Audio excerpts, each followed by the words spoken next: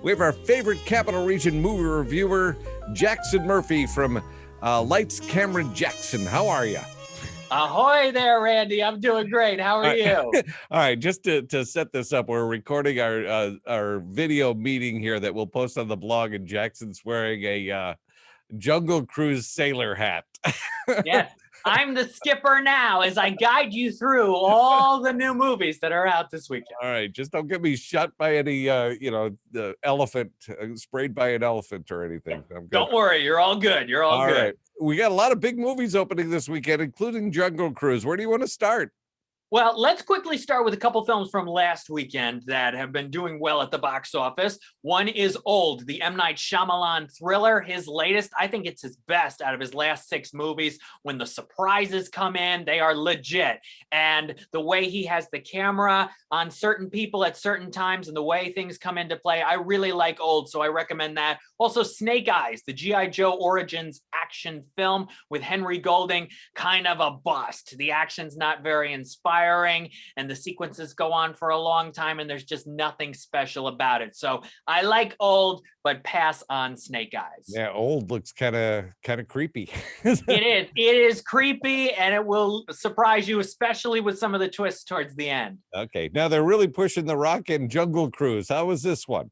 Yes, The Rock and Emily Blunt, 2 of my favorites together in Disney's Jungle Cruise. It's in theaters this weekend, and it's on Disney Plus Premier Access for the $30 fee there. Emily Blunt plays Lily, a researcher. Dwayne Johnson plays Frank, a skipper. They're on this Jungle Cruise going through the Amazon together, along with Lily's brother and Frank's leopard. They're in search of a scientific breakthrough. You have some fun watching Emily and Dwayne together, and you can tell they're having fun. Their characters aren't really a stretch for them. They don't give, the best performances of their careers.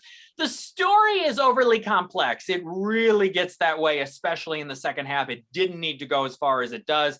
The visual effects are so-so. I know there were some reshoots pre-COVID, and you can tell because the story's kind of a mess. But if you like Dwayne and Emily, it's fun enough to watch them, and this should do very well this weekend. All right, so decide if you want to spend the $30 or not. Yes. Decide if you want to go down the Jungle Cruise. If you're an Emily and Dwayne fan, it's probably worth it. All right, we're talking to movie reviewer Jackson Murphy now. Matt Damon's got a new movie out, huh? Yes, Stillwater. And this could be an awards contender, even though it's being released in July, because it's from Tom McCarthy. He directed Spotlight, the Best Picture Oscar winner from 2015. In Stillwater, Matt Damon plays an oil worker in Oklahoma who finds out that his daughter, played by Abigail Breslin, is being put on trial for murder in France. So he goes to France to try to figure out what's going on and help out in any way he can. I read an article that Tom McCarthy, an interview he gave to the Wall Street Journal, and he basically said, we had this movie mostly done before COVID, but then we were able to step back and then come back to it again after several months. And we chopped it. We took some things out that were unnecessary. We brought some emotional elements back. So he actually thought that this whole situation was a blessing in disguise for when it came to this movie. It is 2 hours and 20 minutes long, but it looks very promising. If you're a Matt Damon fan, he's one of our finest actors because he often plays the everyman. And it seems like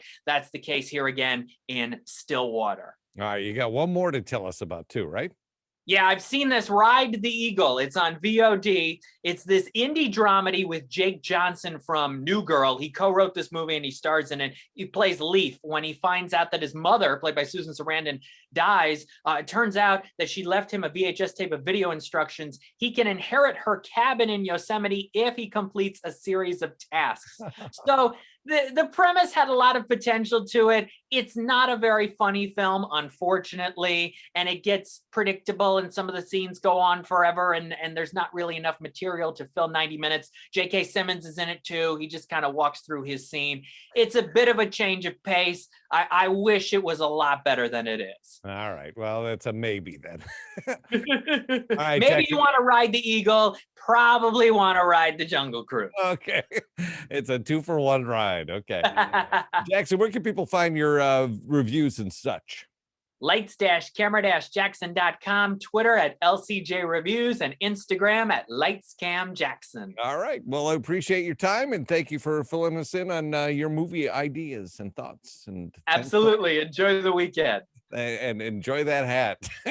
Thank you. It's a great hat. I love it. Yeah. If you want to see it, we're at 995theriver.com. We'll post this up on the River Morning Show blog. Have a good weekend. You too.